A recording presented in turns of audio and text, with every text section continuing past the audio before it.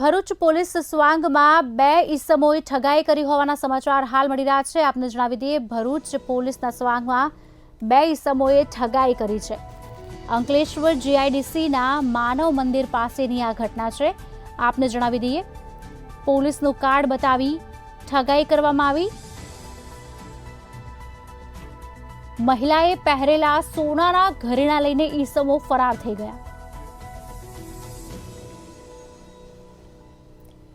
હંસાબેન શાહ નામની મહિલાએ પોલીસ મથકે જાણ કરી અને પોલીસ આગળની કાર્યવાહી શરૂ કરી છે। જો કે ભરૂચમાંથી આ સમાચાર, પોલીસના સ્વાંગમાં બે ઈસમોએ ઠગાઈ કરી છે।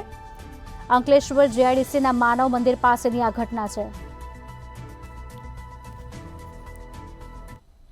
હું દેરાસર જતી હતી તો રસ્તામાં એક ભાઈ મહિલાને એવું કહે કે તમે સાઈડ પર આવો બેન, હું પોલીસ વાળો છે, આ બધું સોનું પહેરીને નહીં જવાનું ને કમિશનર સાહેબ જોવે ને તો ફાઇન ભરવી પડે।